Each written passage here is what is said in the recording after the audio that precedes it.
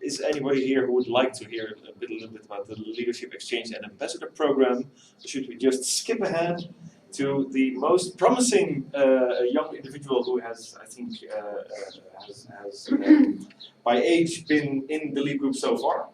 I was in the lead committee. We selected the lead candidates, and we were very taken with your application, because of course you all did a video, so we know already that the presentation is going to be completely wonderful. Please, a warm hand for Holly Brooke. Firstly, I just want to say thank you for having me, thank you for choosing me, and thank you for letting me be here. This is amazing. I've already learned so much from everyone here, particularly Jutta. We have so many similar ideas.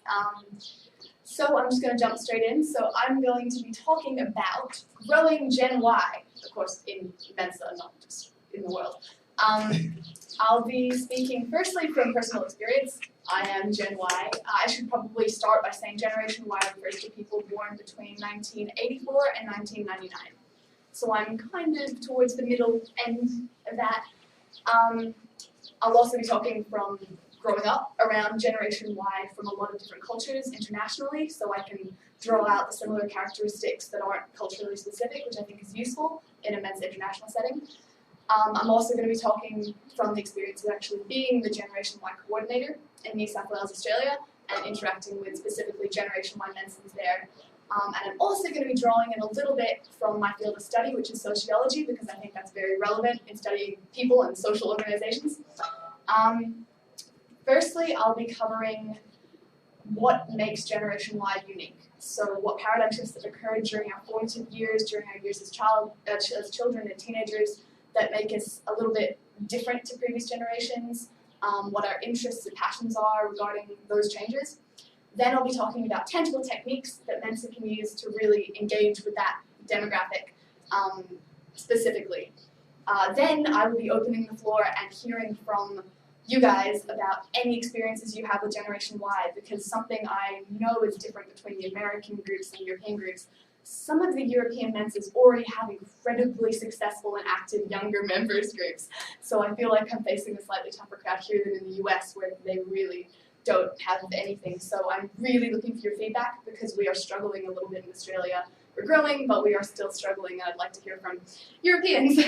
So firstly, my first characteristic that I've identified, and potentially the most significant, about Generation Y is globalization. Now, I'm aware that globalization has arguably been happening since the beginning of human history, but what separates, I think, Generation Y from previous generations is the fact that we've grown up and spent our formative years during Fairbairn's sixth wave of globalization.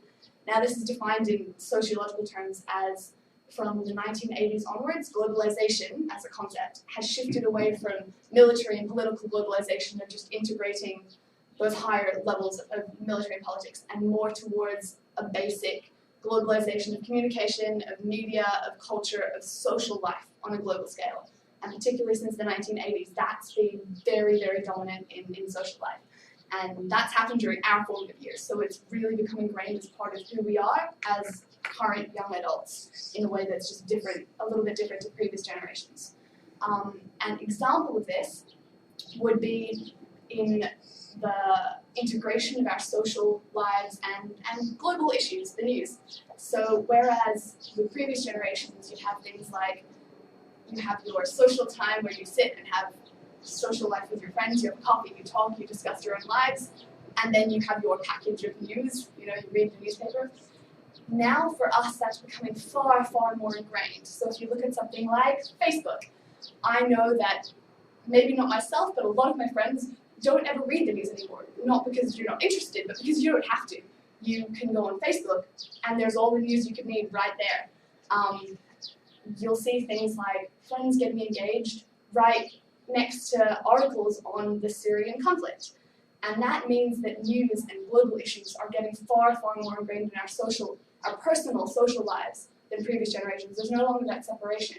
Our social lives are global issues and vice versa, where we've luckily mostly had the opportunity to travel in our younger years more than previous generations. meaning we find that personal connection to global issues. We may know people who've travelled or we've seen on TV things from other countries, and we just feel those global connections far more personally and far more as a part of who we are than perhaps previous generations did. And that has to factor into communications with Gen Y and interactions, because it's who we are, not just something that we're interested in, if that makes sense. This has also created somewhat, I'm not going to apply it to everyone in Generation Y, but somewhat of an activist generation. It's far more common nowadays to be an activist, an online activist. I worked on the Promise Me campaign, which was to increase Australia's foreign aid budget, all from an online Facebook platform. It's easy, it's just so much easier now to get involved in those big global issues as part of your own personal social life. That's how I met a lot of my close friends. So that's just a very strong characteristic. The global are ingrained in Gen Y in just that little different way to the previous generations. Linking to that, we also crave those global connections. We want them wherever we can get them. We want to travel. We want to meet international Mensas. That's part of who we are. So big interest in globalization. Secondly, kind of related, but sort of almost on the flip side, Gen Y and social media. Social media has become incredibly saturated for us. So when I first joined Mensa, I talked to the state sec, and he was a little bit older, and he was asking me how to get Gen Y involved, and said, so Generation Y, Facebook, that'll work, Facebook, Gen Y uses Facebook. And I was like, yes, how has that been working for you? And he's like, well, they're kind of ignoring me. I'm like, that's because Gen Y is Facebook. We have 1,000 friends, none of whom are really our friends. It's completely oversaturated. Facebook and social media are so overused that they can no longer be a useful means of communication. It doesn't work. I'm guilty of it. I'll get event invites. I won't even read them anymore. I'll ignore them. So if Mensa is trying to compete with all of those other social groups for things like Facebook events, it's just going to get ignored. So on the flip side of that, we can't use social media to initially reach out to Gen Y. It doesn't work, and that's one of the biggest stepping stones I think Australian Mensa's faced, because they're trying to be hip and happening with the young people by using Facebook, and it doesn't work at all. Another aspect of social media saturation is that we're beginning to value quantity over quality. So we are collecting friends to prove to our friends that aren't really our friends that we have a lot of friends.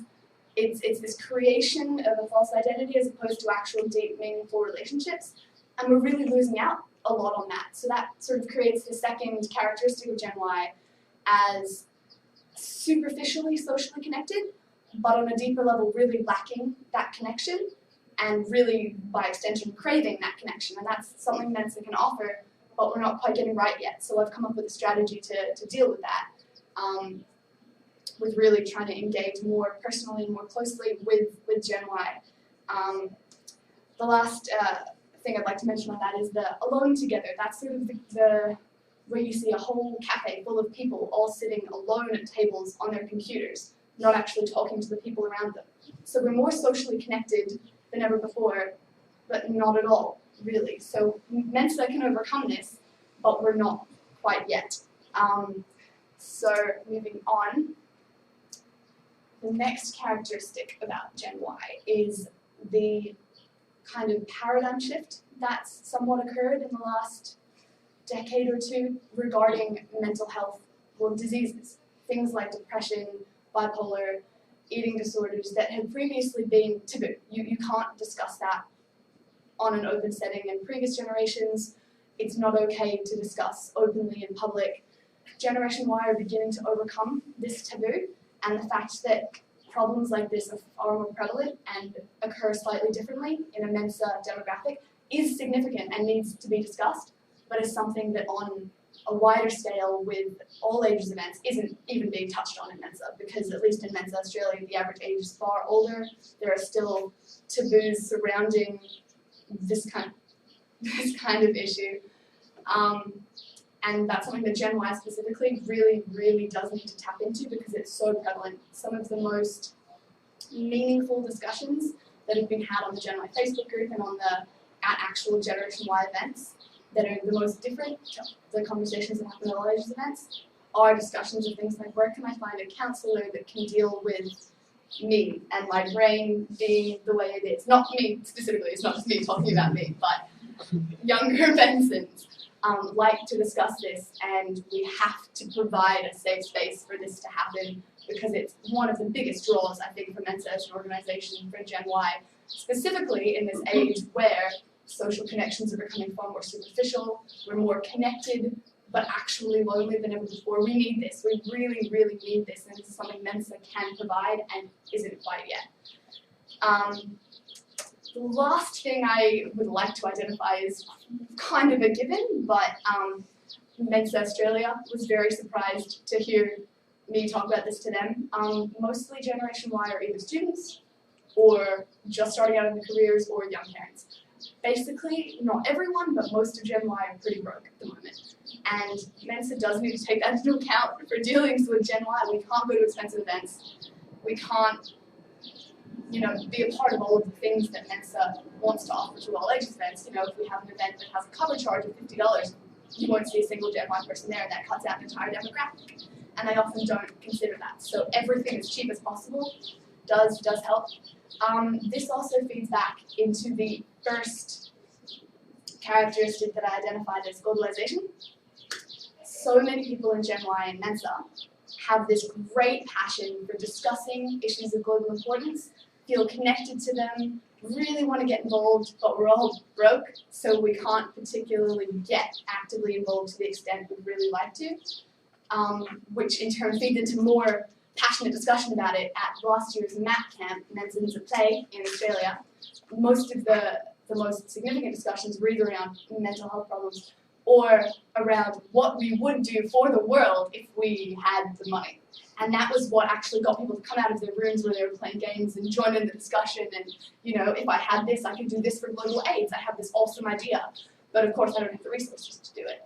And it's this fantasy land that Mensa can really use to engage members because it's what we want to talk about, because we're so passionate, we're aware in ways that previous generations weren't necessarily, because news is so easy to find nowadays with technology, but we're not actually able to do as much as we'd like to. So now I'm going to talk about the tangible techniques for Gen Y. Firstly, Gen Y as financially constrained activists and as socially connected yet alone. Those would be the two ways I'd conceptualize Gen Y, and Mensa can create strategies to engage with this image of Generation Y. So, tangible techniques I found. Firstly, Gen Y and globalization. What can Mensa do to offer Gen Y to get them more engaged?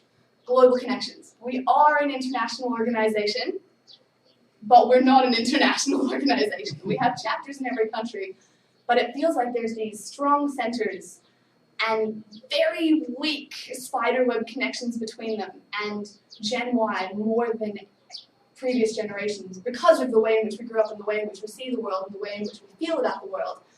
For Mensa to be successful, we have to strengthen those connections because Generation Y has social opportunities. We have Facebook, we have social groups, clubs. Mensa has to offer more than what we can get already because our social lives are saturated. We have to offer something more to get Gen Y involved. That's why things like this, if you want to get Gen Y, the LEAP program, has to be advertised. Things like the My Camp has to be advertised. Our MAP camp in Australia has to be advertised, and we're running initiatives.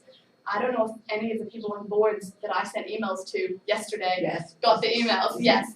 We're sending out invitations to all of the national Mensas to send a young member from their own national Mensa to Australia for MAP camp. For no other reason, so many reasons, but to get them engaged, because that's what Gen Y craves. We want the global connections. We have to offer them. That's the biggest thing, one of the biggest things Mensa has to offer. So promotion of any international event, anything global, will get Gen Y. So that feeds into the marketing. On top of that, a forum for discussion of global issues. So where actual international travel and programs can't feasibly financially be arranged, this feeds back into what Yuta was saying. We need an international forum. If we can't feasibly actually travel to other places, it's that overarching web of communication that is probably required to get Gen Y involved.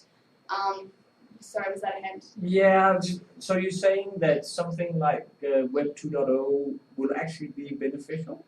What? I'm not quite. I mean, like you're mentioning forums like what we have on Mensa.org, but that's not connected into your everyday life. So, that's an old institution, an old way of doing things. Are you saying that that would actually be beneficial if it's easily accessible from what you normally do?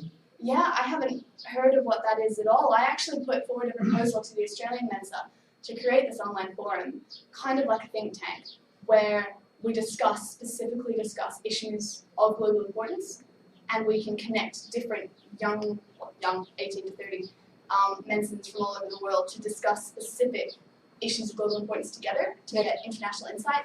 That's kind of what I'm getting at.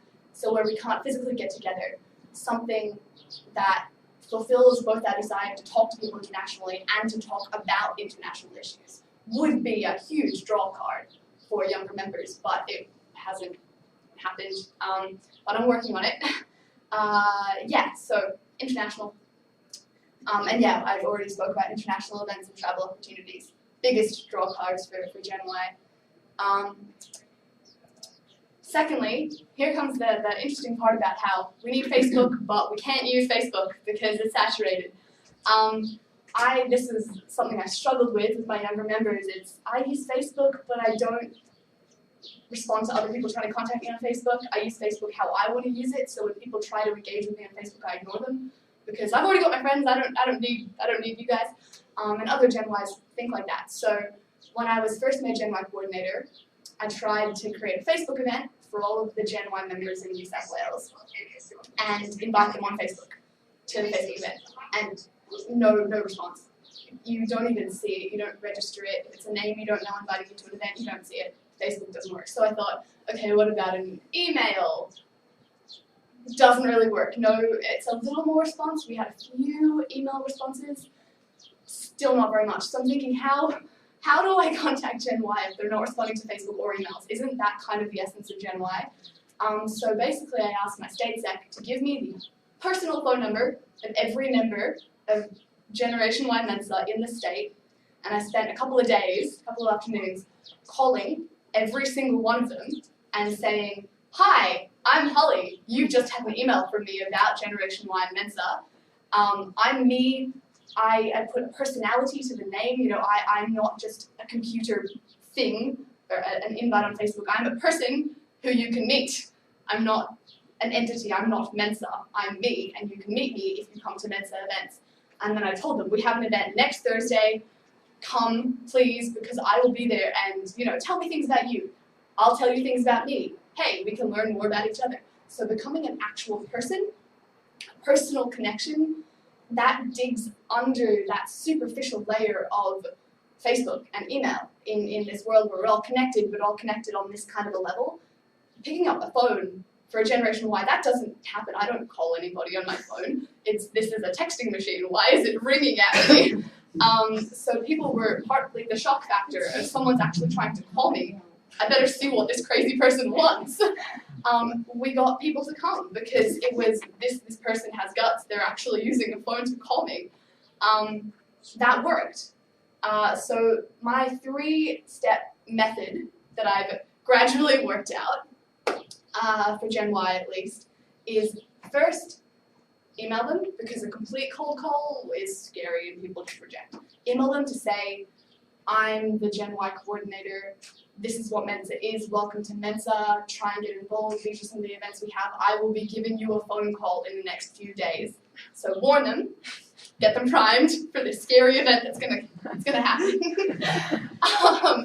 Then you call them, and on the phone, personality, you're a person, you're not Mensa, you're you, and if they come to Mensa events, they can meet you, and people like you, so get them excited, tell them about the event. It's also, apart from anything else, really hard for people to say no when you're actually on the phone. Facebook's really easy, you can just ignore or click no.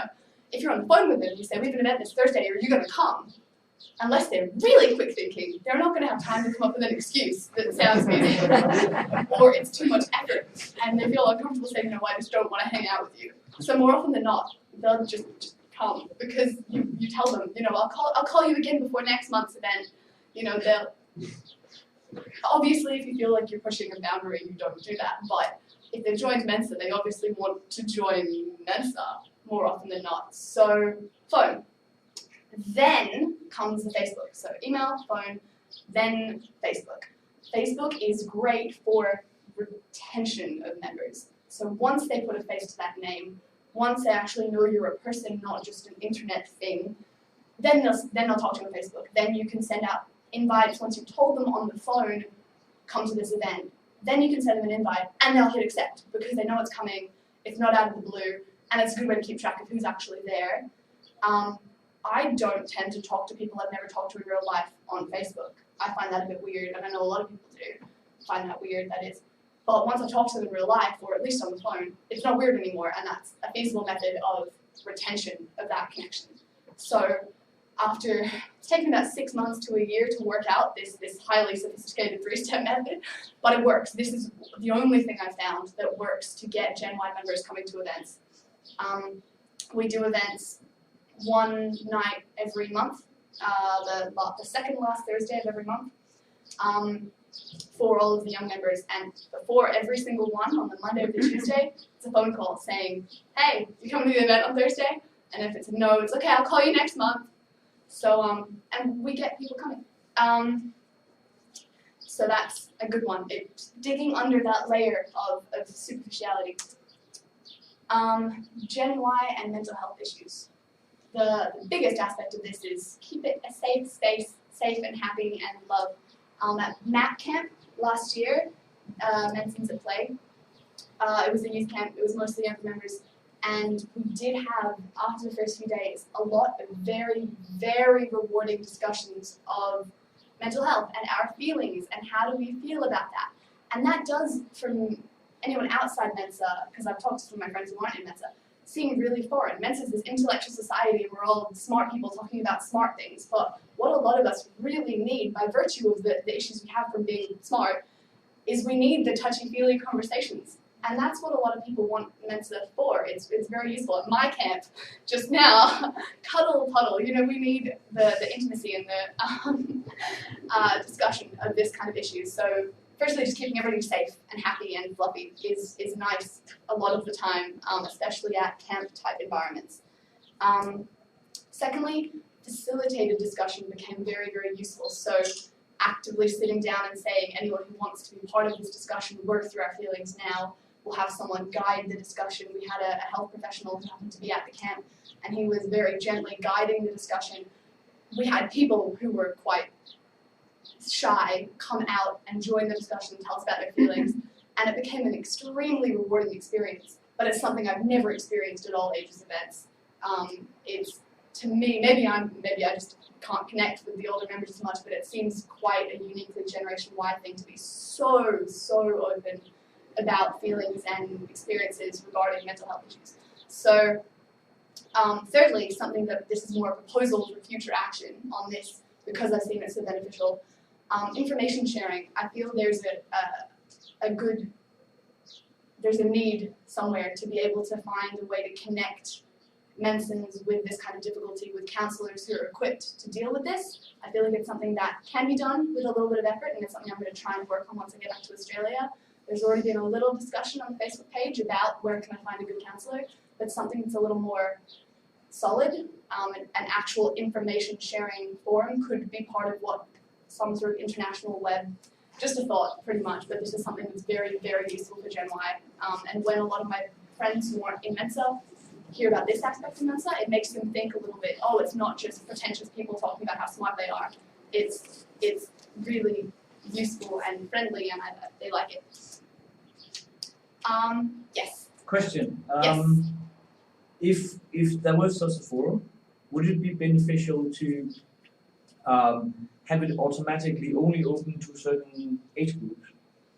You're talking about the keeping it safe and fluffy and so on. And if we already have the membership data, it could be just stating Gen Y discussion group, rah, and then automatically there would be like old idiots like me not be able to get in. Yeah, I mean, I think that would be a great idea, but I mean, we'd need some sort of framework first. I set up an online forum thing, but it didn't get any support and Sure. it has never got launched. So I think that has to come from the top down. It can't be from a local Mensa somewhere trying to reach up and down again. It has to come from international. You wanted the international be an international forum, eh? Yes. Worldwide. Firstly just for social connection between members internationally, because while we're very active socially on a local level, we're not as socially active internationally. But secondly, to discuss issues of global importance, actually tangible things, and something that is great that I think could come out of that, in which my local Mensa isn't quite behind yet, is the idea that if we have enough discussion on these issues, we're going to bring out some really passionate intellectual people on these issues, and that can be a gateway to the Mensa actually doing something for the benefit of humanity. If we get enough people interested in, say, the issue of global AIDS or the issue of global hunger or more specific issues than that are discussing very passionately on an international forum, at some point there may arise a group that actually does something. You know, if we get enough members internationally discussing and passionate about it, we could actually get a group that goes out and does something, and that could be really great for Mensa's image in terms of recruiting the kinds of people that we want. Anyway, so regarding the Generation Y being poor aspect of things, a fun little statistic. When the first month I got approval from the state sec to offer first drinks free at the local, the gathering the drinks, from the phone call, and I told all the members that you'd get the first drinks free, our attendance increased by 400%. So it helps. It really, really helps. A lot of Gen Y will come to an event purely because they'll get free pizza or free drinks. I personally am not particularly religious, for instance, but when the religious groups on campus have an event and advertise that there'll be free food, I'll go there to get the free food. And the same is true for a lot of organizations. Or the math group, the math society on campus offered free pizza, and I went. I don't particularly like math, but once I got there, I found some people that I really, really liked, and the same could work for Mensa. So, secondly, no cover charge for all ages events. A lot of the all ages events locally are like, oh, it's only $40, we can do that. Well, then you're not getting any Gen Y members at all. So costs as low as possible because we can't do it. Thirdly, anything that's going to offer Gen Y something financial, if we can offer scholarships or the LEAP program, anything, is going to immediately get Gen Y. They were looking for, particularly academically, I don't know what European universities are like right now, but I did some uni in America and some in Australia. Any scholarships that can be offered for uni students will get members. I had a friend in the US who isn't a Mensa member. I was trying to convince him to join because I know he's eligible, and he was like, if there was some form of academic scholarship, I would be there in an instant. So if that's at all an option ever, that would very much help. I think there's a scholarship for Mensans, for children of Mensans under United States Mensa. You don't have to be a member of US Mensa. As long as you're a Mensan, you can apply for scholarship in US universities. Right. So that kind of thing needs advertising. That's really, really good to know though. Much money. Still, it helps. Anything, exactly, anything. Yeah. So if you just search for more It's more. information on that one, I think you publicize that. And I think that's something that It'll be on the MRF website. Yeah, it's on the Merv site. Yeah, except it's now on, it's the Mensa thing is it's on Foundation. the Merv website, but not on the Mensa international website. It's just branding. But it's a Yeah, This I comes know back lots to of people going to that Merv. That's the thing. Mensa It's not. Foundation. this comes back to the need for a centralized website for the whole world, I think. Yeah, that's pretty much it, but I really do want feedback, and I feel like I skipped over a lot of the things I was going to talk about because so much of it was already discussed and covered in Jurgen's presentation, which was amazing. I love the fact that that was discussed so much already. But does anyone have any specific feedback on Gen Y involvement in their own local Mensas that I could take back to Australia? Yes. It's just a fuzzy comment. I know Gen Y is tagged from 84 to I don't know what, 99. 99, but depending on the country, the boundary may be slightly different because technology doesn't advance at the same rate in different countries. I could say that most of Mensa Mexico is Gen Y, even though we are not technically from 84 to 99. I am 82, for example, and the profile of the kind of members that I have to bring to Mensa Mexico fits perfectly in your description. Good. That's good to hear. So yeah. just a fuzzy comment. We just heard about the idea of having like really a separate closed group for Gen Y. It really depends on the national Mensa whether that can be done. I know that, for example, in the US there was a big riot because the Gen Y they set an age limit, and then there was this older guy in his 40s who wanted to join, and he basically fought it until up to the board. Because supposedly Mensa is not allowed to make closed groups. On the other hand, Perfect. on the other hand, I have to be honest and say that in Netherlands actually we have some closed groups, or there's like a little hurdle that you have to take. So, and nobody has complained so far. So it will be hard, I think, if you want to push it through Mensa International. That's the point I'm trying to make. Right. But most of the time it will, I think, self-organize because, well, it's just a matter of interest and feeling connected to people that are similar to you. Yeah. Yeah, I mean, basically overall what I'm going for is a self-perpetuating growth cycle whereby if we get decentralized international organization, we can facilitate the types of discussions we want with the types of people we want, which will then grow members in the demographic that we'd like to grow members in. And by extension, if we just then bring in just their friends, just for fun, who their friends are and what those friends consider fun will fit with the Mensa demographic. And that's well, that's what I raised my hand to say actually, is if we're pushing the kind of organization that we want the demographic in, then just pushing for numbers is going to give us the results we want anyway, because it's what brings people in, you know? So I'm basically pushing to create Mensa as we want it to be in the future, so we'll become that in the future. I think it's important to note that what we want from Mensa International or from the leaders, whatever, is to facilitate the space or the whatever it takes to get things running, but to leave it up to active individual members to actually spur what's going on. Mm-hmm. And I think that's a discussion we have to take again and again and again, because there's so many people that they're just pointing to they should do something, they should do something. What we really just need is facilitation, and just ask for the facilitation, then allow us to just fill in the frames, which is like what my camp is doing. Is just like, oh fuck the OBEs, because nothing ever works, we just go off and do our own things. So now that's an organization within the organization. Unfortunately, because we are using communication through Facebook that is not searchable, a lot of young people don't find it, and it doesn't grow fast enough.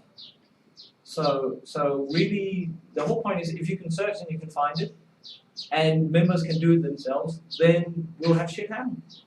Yeah. So just ask for the facilitation, don't ask for the content or the so on. Yeah, the framework, definitely. Yes. That's another thing I was going to bring up with the online aspect, is a lot of Gen Y growing up with the technology we've grown up with can create web pages ourselves, and I don't know what the national pages are like for everyone else. The Australian page looks terrible, and I've actually had about 3 of my friends who have tried to recruit to Mensa get as far as the web page and say, I don't want to join this organization, I could create a better website than that.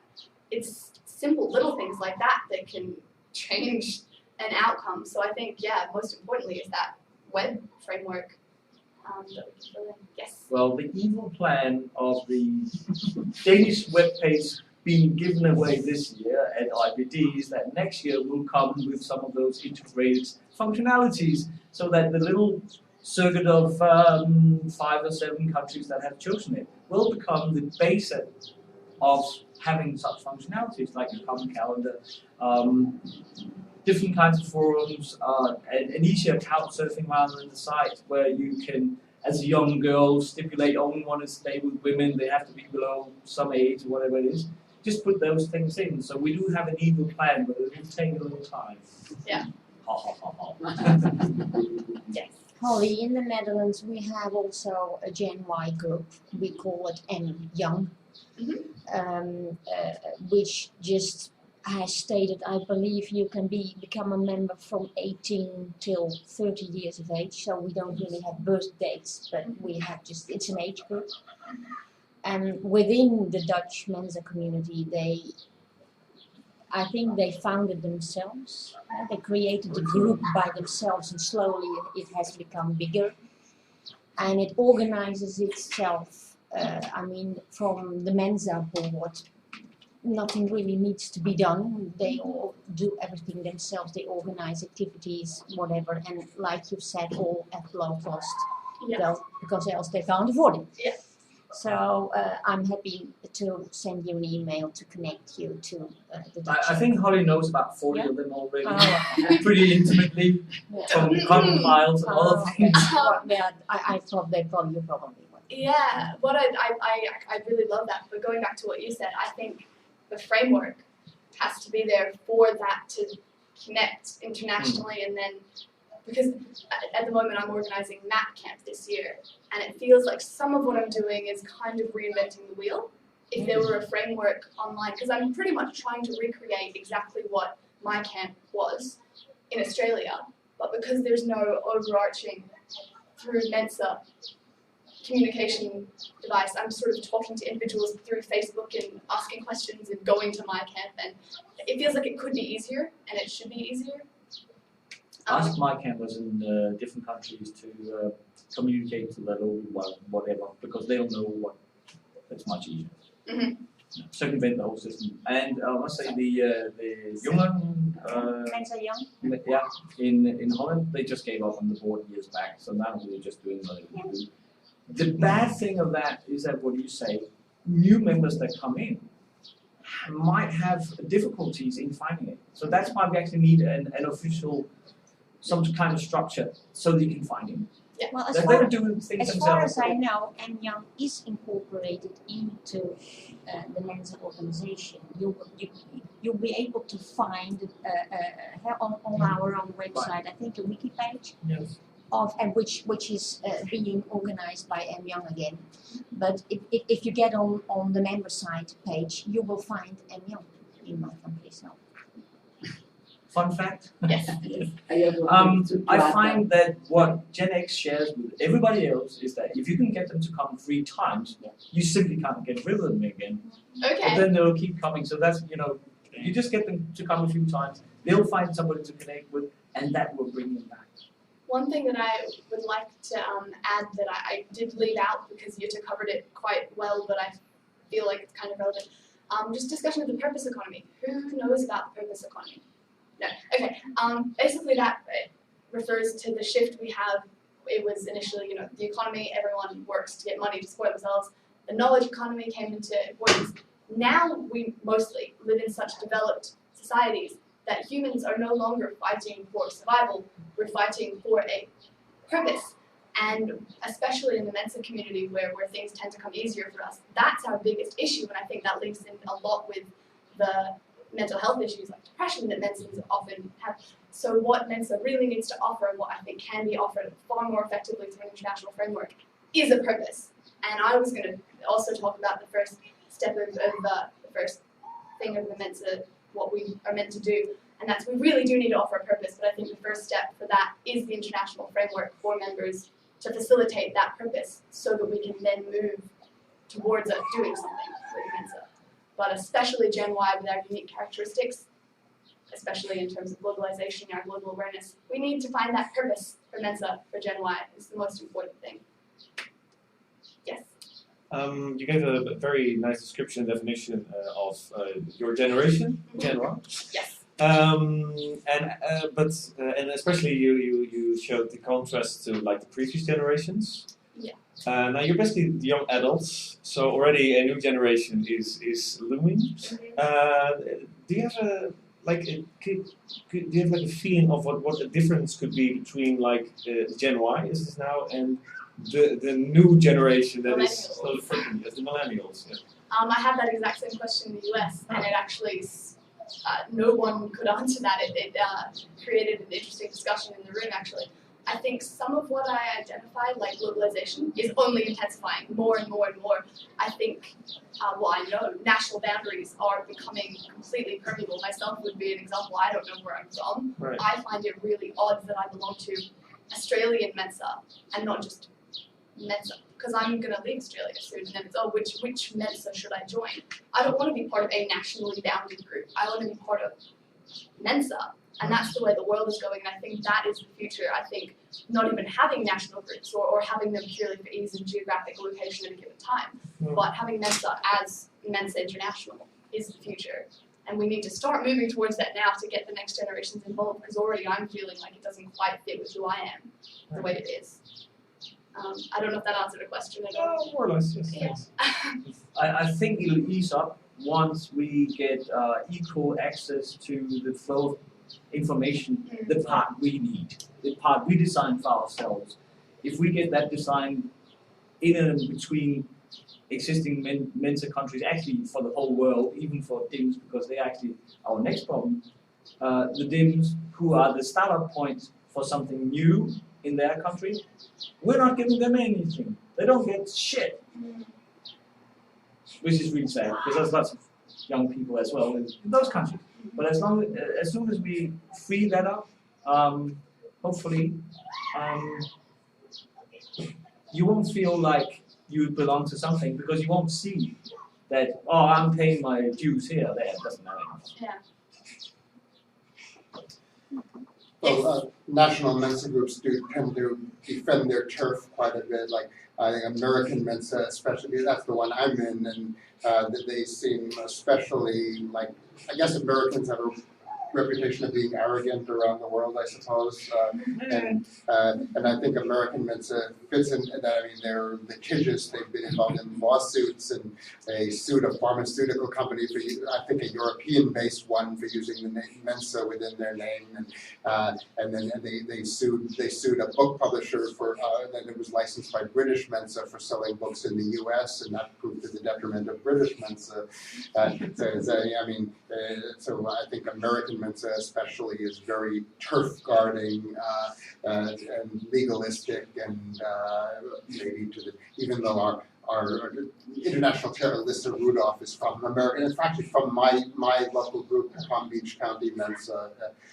She actually wanted me to attend some of these LEAP sessions. Unfortunately, my tour schedule came in the way. I was in a museum tour this morning, which lasted way later than the scheduled time, and I have to rush out in a few minutes for the next thing I'm in. So all I get to do is catch a couple of minutes of your questions and answers, not giving much recording. We videotaped it, and we'll also report back to you. We are reporting back. Sure. Yeah. Okay.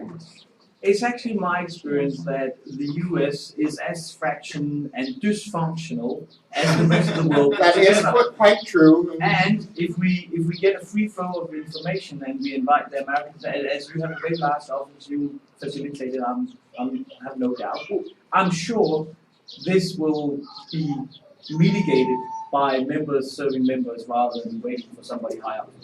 What I really like about the American Mensa, what maybe can also relate to this topic, is basically the fact that they're just open, they're like out there and proud about being M's and very good in marketing. Oh, is that maybe not for all of them? Okay.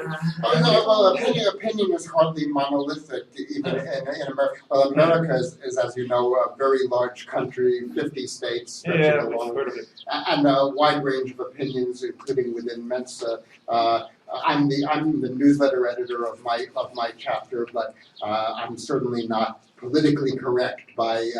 I say things there that probably Alyssa wouldn't like. I mean, no, we're not all marching in goose step. I mean, it's a,